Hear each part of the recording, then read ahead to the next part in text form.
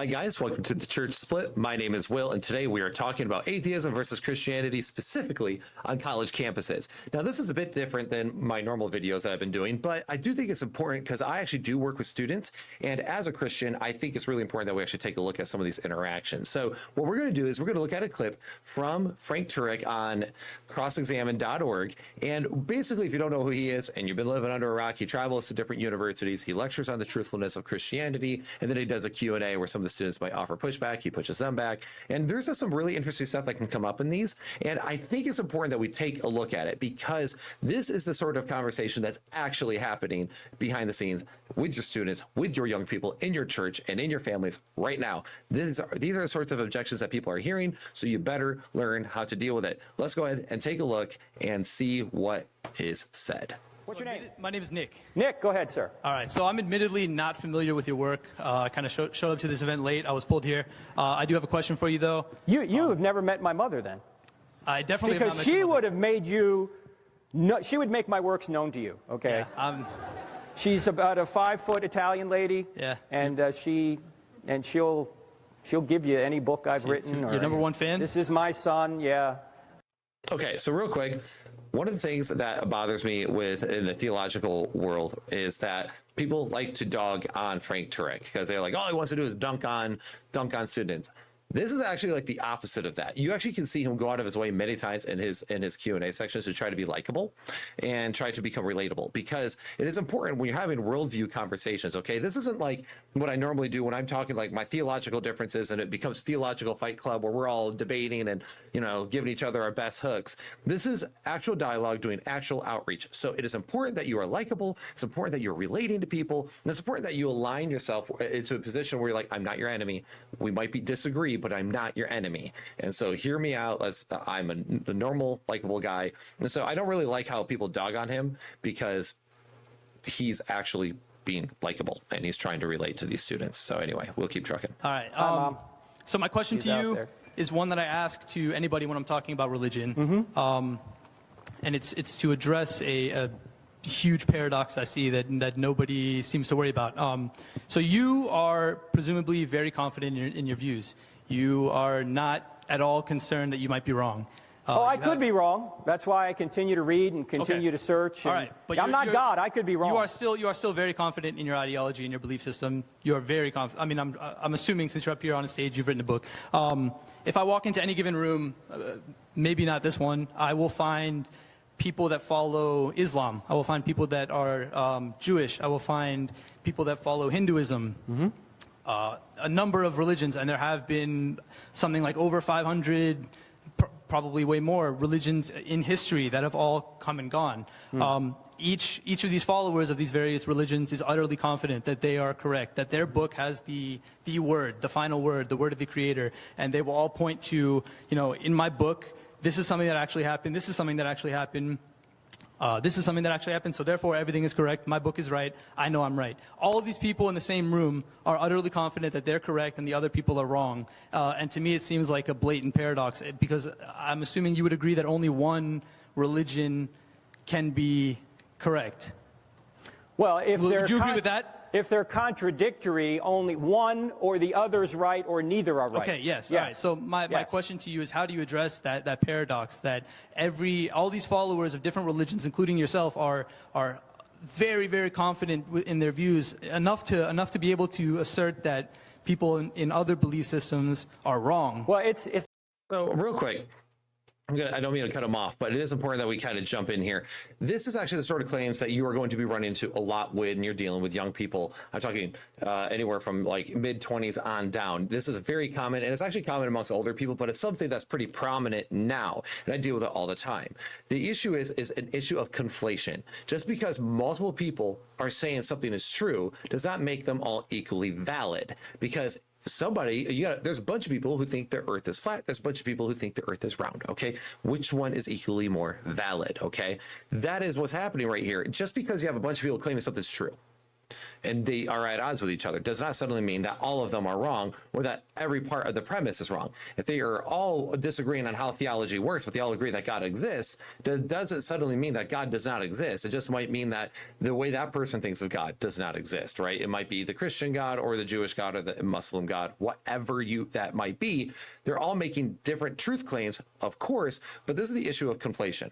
Just because other people are arguing on what's true does not suddenly make all of it null and void. It's just like in the scientific world. Now, I'm not a scientist, but I do know that what can happen when they're trying to figure out a certain thing, that many scientists will have various different hypotheses. Now, does that mean that all the hypotheses are true? No.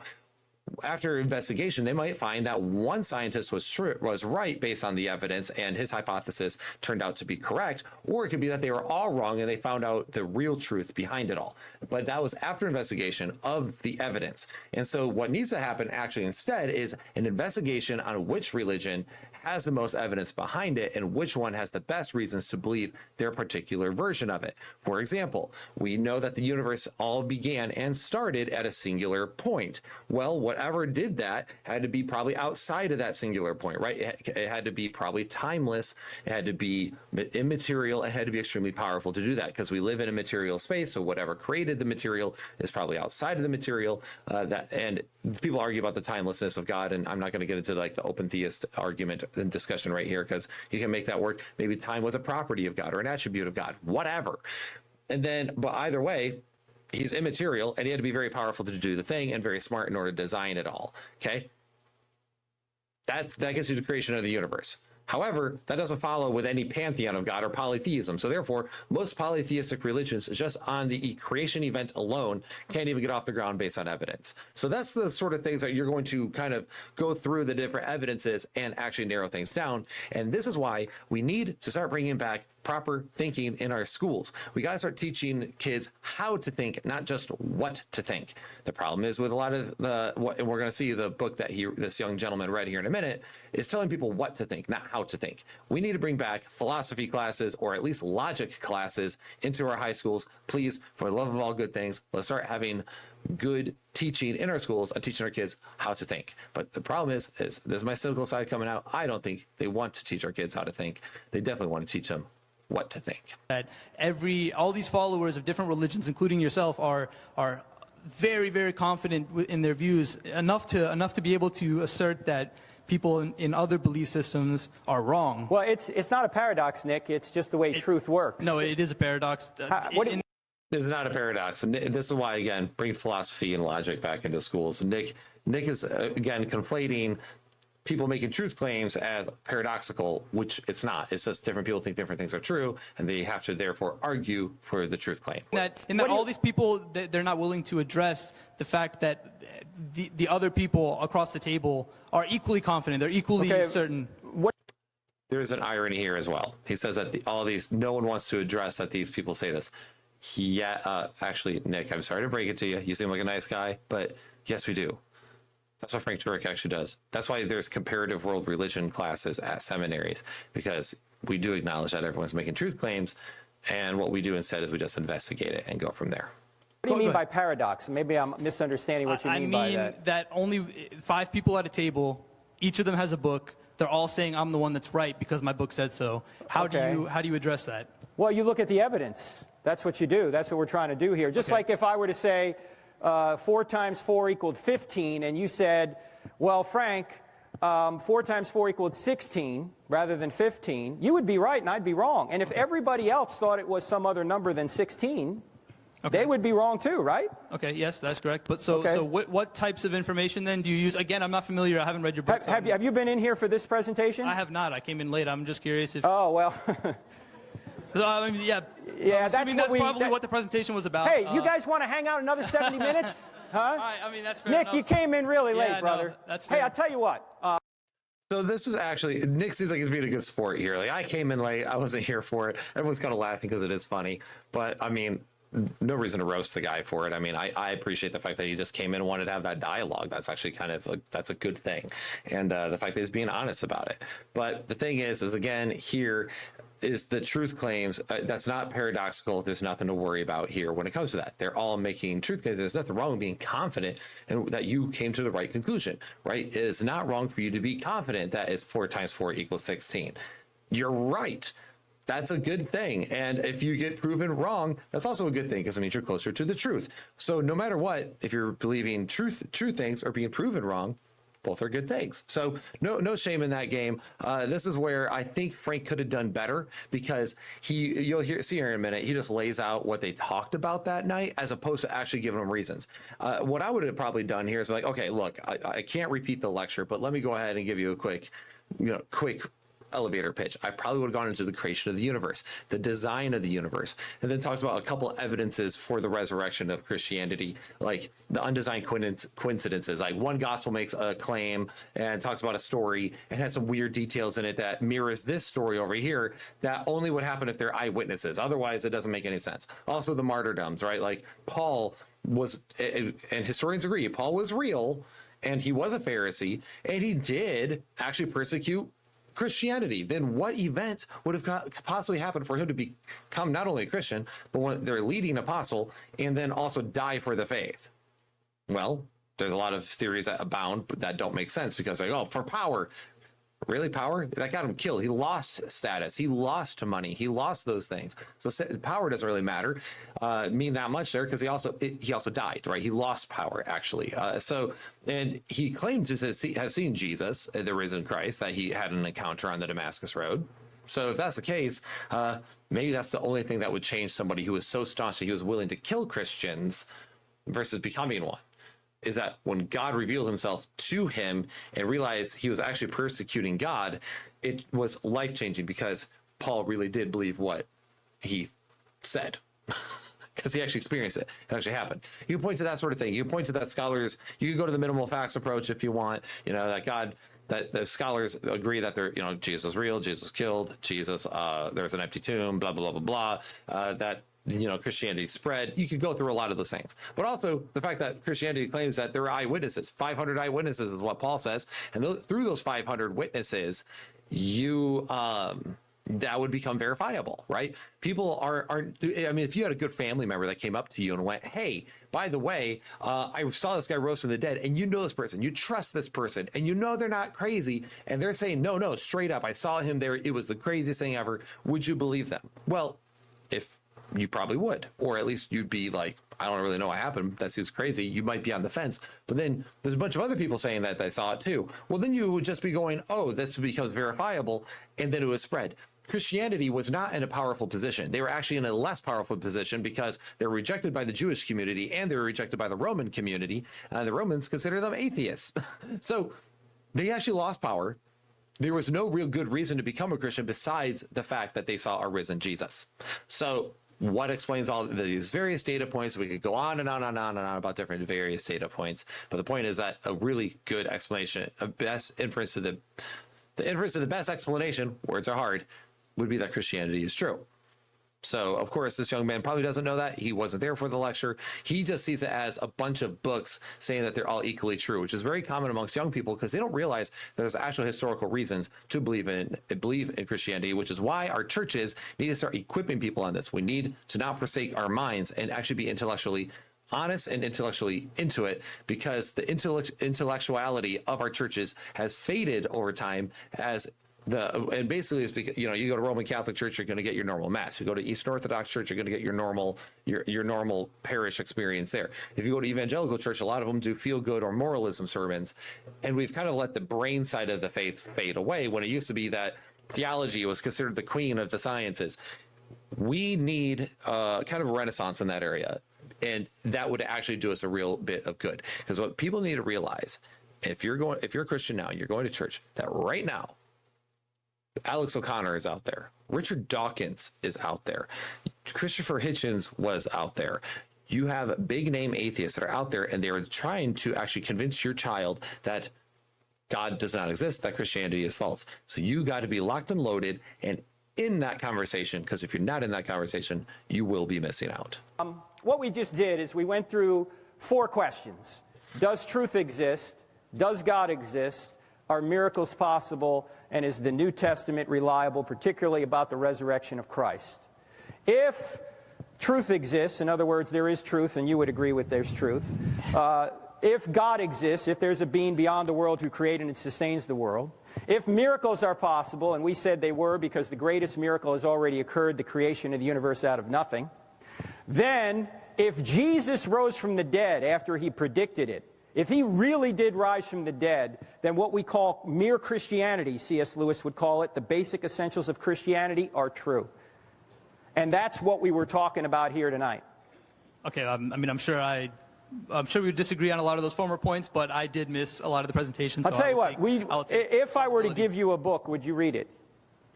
If you would read a book. If I would if you would read one of my suggestions too, I'm not going to. If we could trade books and you'd read one of my recommendations, yeah, I would absolutely be down for that. I'm giving you my book, not a recommended book. Of course you'd give me your book. A book that my mom would recommend. Your mom would recommend it because she's your mother. She would recommend my book. Would you read it? My mother would recommend all of my papers I've written as well. I'm telling you, if you want to ask me to read a book, I will give you a book as well. And if you want to make a deal, what book will you give me? I would give you The God Delusion by Richard Dawkins. I've already read it. Okay, and I'm. Okay, now let me ask you a question, Nick. Nick, can I ask you a question? Yes. There is a funny irony here, by the way, that Nick doesn't realize. He clearly doesn't live in this world. He probably listens to some of it, the new atheists, and that's about it. He doesn't really realize that there's actual like responses to this. And I even think popular apologists like Frank Turek actually do a fine job at destroying new atheism. And I should mention this as well. I know a lot of people want to pick Frank Turek apart because he's not as deep as he could be. But again, he's not trying to be Richard Swinburne. He's not trying to be William Lane Craig. He's being Frank Turek. And he's the one who's actually on the front lines. He's one of the people on the front lines who go to universities and actually have these conversations. So good on him, actually. And he does a great job because even here, you can tell that it kind of spins Nick out a little bit. Nick has a hard time actually justifying his position, and that Frank Turek successfully dismantles it. And whether or not you think he's the next greatest thing ever since sliced bread doesn't matter, because his point isn't trying to be dealing with the top 3% of scholars and the top 3% of atheist academic discussions. Like, that's not what he's doing. Okay, he's talking to normal people, and that's who our main target audience probably is anyway. And that's why Richard Swinburne's and William Lane Craig's and those people exist, to kind of deal with more higher echelons of those discussions. But anyway, all that to say, Nick here, I think is kind of funny that he doesn't quite realize that, yeah, The God Delusion is a very popular book in this community, and yeah, most of us have read it. Richard Dawkins believes there is no God, right? Yes. And he believes everybody who disagrees with him is wrong. Just as you believe anybody who doesn't. So what's the paradox? The paradox is that only one of these people at the table can be correct. True. I mean that you're saying that Richard Dawkins is right. I'm saying he's wrong. I'm saying that my view is closer to the truth than his. And the other significant difference in that situation, though, is that Richard Dawkins is not making an affirmative claim. He's not saying that something exists. Oh, sure he is. He's not. Richard Dawkins is saying that materialism's true, that macroevolution is true, that there are no objective moral values. You're pulling me into other areas of Richard Dawkins' belief systems. I'm only here to discuss whether or not there is a divine creator, a God. You can talk about all these things that. But Nick, that all those things that he just mentioned, the lack of moral values, materialism, all that are byproduct of his lack of belief in God, or in the affirmation that God does not exist. Richard Dawkins has said, or believes in, right? The way I can pull atheism out of that paradox is by saying that all these people at the table, the metaphorical table I'm describing, are claiming that something exists, something that is mutually exclusive with everything else at that table. Someone like Richard Dawkins would say that there is no reason to believe in any of these claims being made. Not that, for example, I was speaking with somebody earlier, and one common argument I use, people will say, how can you be so confident that there is no God? They'll ask me that, you're saying this, but you're saying there is no God. It's not necessarily that I'm saying that there cannot be one, right? Do you believe in leprechauns? Can I ask you for an answer? Okay, real quick, before he gets into the leprechaun and fairies conversation, this This is also very common with people. What we call it lack theism. So you have atheism, and then we jokingly call it lack theism, which is when people have redefined what atheism is. Atheism is the claim that God does not exist. And now atheists nowadays, mostly the internet, Reddit kind of atheists, are like, no, we just believe there's a lack of belief in God. We just don't believe that. We just don't believe in a particular being. We're not saying that there is no God. And the reason why they do that is because they're trying to get themselves out of having to make evidence for their claim.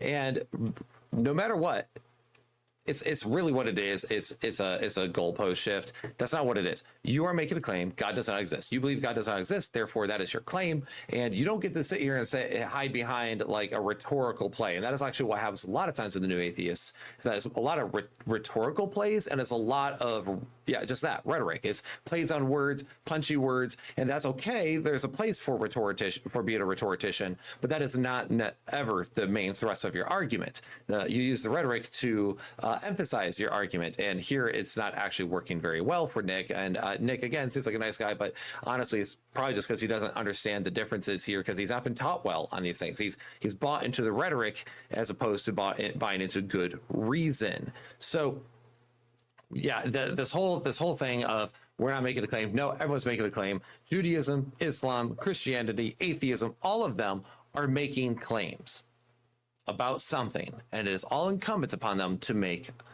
a case for it, to try to prove it.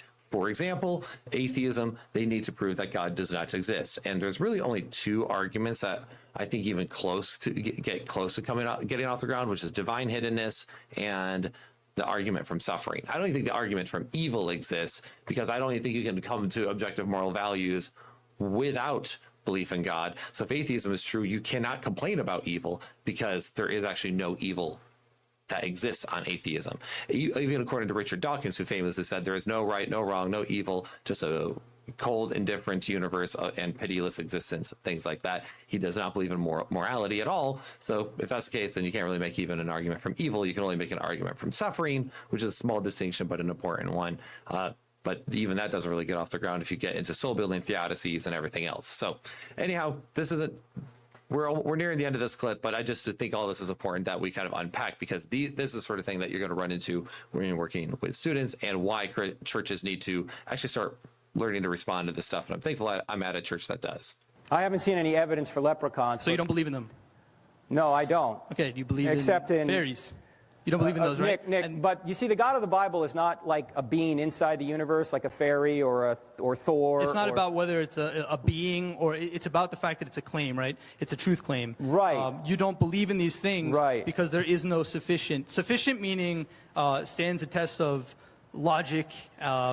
Okay. Empiricism. Hold on, Nick. Go ahead. Hold on. Okay. Whether fairies exist or not is not a logical claim. It's an ontological, evidentiary claim. Okay? Same thing is true with God. It's totally logical that fairies and leprechauns could exist. It has nothing to do with logic. It has to do with is there evidence that such things exist? It might be a semantic error I'm making. Okay. It's not a semantic error. This is why we need to bring back teaching logic and philosophy to our people, because when it says this, is it logical? A lot of people think logical, like, is it within my standard thoughts of reason? No, logic means whether or not it is logically contradictory. Does it contradict the laws of logic? An example of this is, I can't say there's such thing as a square circle. That is a logical contradiction, because there is no such thing as a square circle. It's either square or it's a circle. There's no square circles. So, okay, married bachelors, same thing, though that it is illogical to believe that. However, the idea of an existence of a leprechaun or a fairy, that would have to go on by investigation. Hey, do we have evidence for such? Is there good reasons for such? The problem is that we have no evidence for such, and they've always been postulated as stories or as fairy tales, never as this absolutely exists, besides maybe a few villages here and there that is like about like folklore and stuff, right? So, and you might have a group of people who believed at one point that leprechauns existed, but because there's no evidence and there's just a bunch of people saying that it existed, there's actually no evidence for it. That's not the same thing as something like the Christianity, which not only makes claims that a bunch of people believed it, but the fact that people were willing to die for it. Did people die for their claims that leprechauns are true? Did people Do we have, upon historical investigation, do we have multiple attestations from both enemies and people in favor of the faith? Do we have multiple testimonies with undesigned coincidences that line up as if they're written from eyewitnesses? Do we have those sorts of things? No, not with those, because of course we don't. Jesus and the resurrection event and the whole idea of like the beginning of Christianity, let's just say, has more written evidence for it, or at least more attestation to it, than literally any other ancient figure on the planet. Which is why it's even sillier when people think that Jesus never existed in the first place. But this is a sort of level of the things that you're going to be dealing with young people, and it's hard to explain it to them because they have kind of accepted, what's even funnier is that you can't even justify logic on atheism and pure materialism.